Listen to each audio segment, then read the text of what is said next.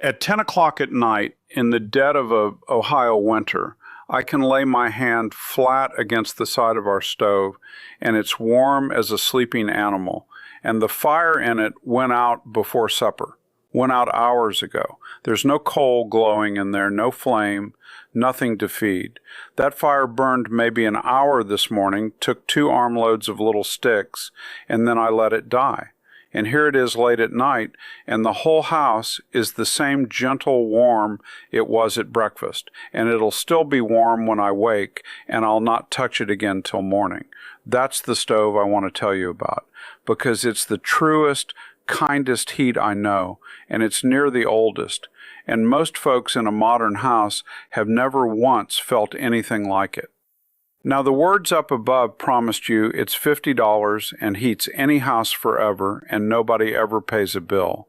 And I'll square that with you honestly as we go, because it's grander than it sounds in some ways and smaller in others. But the heart of it is real, and I've warmed my family by it my whole life. So let me just show it to you the way I know it. My name is Caleb Yoder. I farm. And to understand why our stove does what it does, you first got to understand why yours, if you heat with wood, is wasting most of what you feed it. I don't say that to be unkind. I say it because I burned wood the common way myself years back, before I understood better. So I've made the very mistake I'm about to describe. Here's the mistake. A common wood stove, the iron box kind, you build a fire in it and you damp it down low so it'll burn slow and last. Seems thrifty, doesn't it? Make the fire small and slow so the wood lasts longer. That's what near everyone does, and it's exactly backwards, and here's why. When you choke a fire down low, it doesn't burn clean. It smolders, and a smoldering fire doesn't burn up all the wood. It drives half of it up the chimney as smoke. Now here's the thing to understand, and it took me too long to understand it. That smoke is not waste. That smoke is fuel. It's wood that never finished burning. Every wisp of it going up your chimney is heat you paid for with your own sweat, floating off over the roof to warm the sky. When you see a chimney smoking on a cold morning, and we've all thought that a cozy sight, what you're really looking at is a house throwing money out the top of itself. And it's worse than only the waste, and this is the part I'll come back to hard later, so mark it. That half-burned smoke leaves a tar behind in your chimney. Creosote, it's called, and that tar is what catches and burns a house down. So the smoldering fire robs you twice. It steals your heat, and it lays the makings of a chimney fire while it's at it. So there's how the common way fails. Now here's what our stove does, and it's the exact opposite of everything you'd guess. Instead of small and slow, you burn small and fast and fierce. You don't damp it down, you let it roar. You feed it thin, dry sticks, no thicker than your thumb, laid in, and you give it all the air it wants, and it burns hot and hard and quick, a proper roaring fire. And because it's burning so hot, it burns clean, right up, smoke and all. There's a part of the stove built to get so hot that even the smoke itself catches and burns. So what would have gone up your chimney as wasted fuel instead burns up inside the stove and gives its heat to you. What comes out the top isn't black smoke at all. It's near nothing, just a little warm breath, because you kept it all. But that's only the half of it, and here's the part that's the real wonder. In an iron stove, whatever heat you do make pours off that iron the second the fire's going, and then quits the moment the fire dies, because iron heats up fast and cools down just as fast. Our stove does the opposite. The heat from that hot, quick fire doesn't rush straight out and up. It's led the long way through a great heavy mass of brick and stone and clay, a big solid bench of it, and that mass drinks the heat in and holds it, soaks it up like a stone wall soaks up the sun. And then, long after the fire's dead and cold, That heavy mass gives the heat back, slow, for hours and hours, 12 hours, a whole day and night off one short morning fire. And it's never scorching hot. That's the beauty. It's warm, the way a stone wall is warm on a fall afternoon after the sun's been on it. Warm enough that the children do their lessons sitting right on it. Warm enough the cat sleeps against it. Warm all through the house, the same in the far bedroom as by the stove itself. No roasting in one room and shivering in the next. Just an even, gentle, all-day warmth off a fire that lasted 90 minutes. Now that's not something I read, that's my whole life. And it's not something my people invented either, we inherited it. Same as you'd inherit a good tool from your father. It came over from Germany with our great-great-grandparents, 200 years back and more, and where the rest of the country set these aside long ago for the furnace, we just never did. Not out of stubbornness, out of knowing what we had.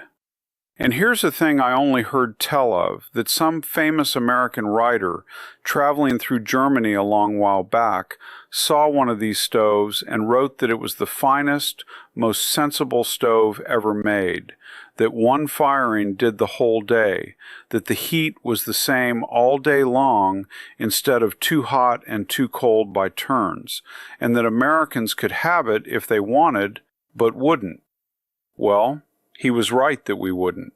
Whether it was kept from us or we just forgot it in our rush for the new thing, I couldn't tell you for certain, and I'll not pretend I can. But he saw plain what a good thing it was 150 years ago, and here we still are heating our houses the wasteful way and thinking it normal. Now let me square that title with you, gentle, because I promised I would and you'd catch me otherwise. The $50 part. There's a plain, rough version of this a handy person can build for near that out of a salvaged steel barrel and some fire brick and clay dug from the yard, and it truly works. But that's the rough shop version. A proper finished one, built into a home to last a lifetime and look like it belongs, that's a real mason's job, and it costs real money. Thousands, not 50. Both are real, just know which you're looking at. And heats any home forever and never pay a bill, well, it'll heat a home wonderfully, and it can take your heating costs down to almost nothing but the wood, and if you gather your own wood off your own place, near to nothing at all. But any home forever, not a penny, that's the shine they put on it to catch your eye. The honest version is still a marvel, it just isn't magic. As for it being against the law, which you'll hear, that it's outlawed in most of the states, that the rules were written a purpose to keep it from you. There's a grain of truth tangled up in a lot of exaggeration there. It is true that the rough homemade kind runs into trouble with building rules in a lot of places, and that a heavy, proper masonry heater is treated different and allowed most everywhere.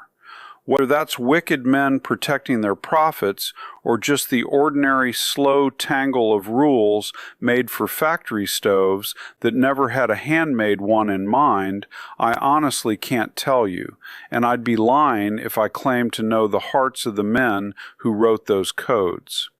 What I can tell you is the next thing, and it's the most important thing in this whole video, so hear me. Do not let anybody, not that title, not me, not a soul on the internet, talk you into building a fire-burning stove in your house without doing it right and doing it lawful. I mean this with everything in me because I've heard the loose talk, that you can just build one in your cellar quiet and never ask a soul, that there's nothing to detect, no harm done. That is dangerous talk, and I'll not pass it on to you. A stove that burns fuel makes a poison you cannot see and cannot smell, and it will kill a family in their sleep and they'll never wake to know it. That's not a rare freak thing. That happens every single winter to real families from stoves and heaters vented wrong. A fire wants air coming in and its bad breath going safely out, and getting that right is not a thing to guess at or hide from the inspector. The rules about fire and flue in your home, a great many of them are written in the blood of people who learned the hard way, and they are worth heeding. So if this stove calls to you, and it should, here's how a sensible person goes at it. You find someone who builds these and knows the trade, or you build the kind that's allowed where you live, and you have it looked at by the man whose job is to look at it, and you do it in the daylight with your papers in order. A masonry heater built right and blessed by the proper eyes will warm your family safe for 50 years. One built wrong in secret can end them in a night. That is the whole of the difference, and it is worth every bit of the trouble and the cost to land on the right side of it. Now, for the person in a house already built, thinking this is only for folks starting fresh, there's a way in for you too, and it's a good one. You needn't tear your house apart. Some folks build the stove out in a shed or a shop close by the house and pipe the warmth in, which keeps it clear of the trickier rules that govern the house itself and warms the shop besides.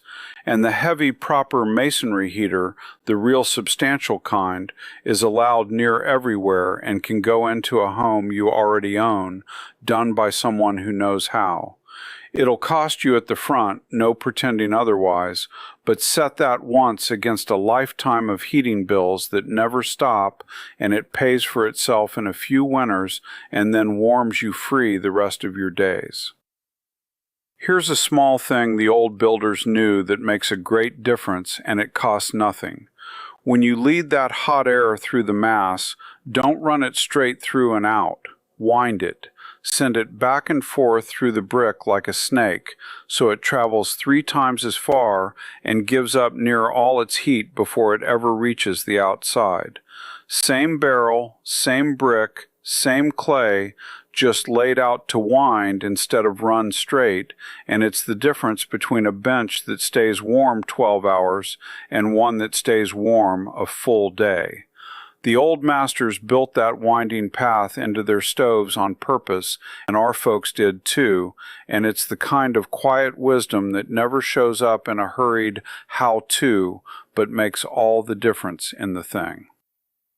Let me leave you with the true shape of it. This is old, honest heat, the same warmth people made for themselves for 1,000 years and more, and it is genuinely a wonder even, gentle, safe when it's built right, and cheap to feed.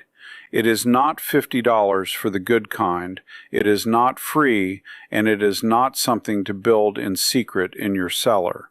But built proper and lawful, it will warm your family off a handful of sticks and a short morning fire all day and all night, the way it's warmed mine. My father, when the whole world was rushing toward the newest thing, used to say, "New isn't the same as better, and old isn't the same as done." This is an old thing that was never done. It just went quiet a while. Warm your house with it if you'll do it right, and you'll wonder how a body ever called the smoking, money-wasting way progress. That's what I've got. There's a fence line out there that won't mend itself. Take care of yourselves, and take care of each other.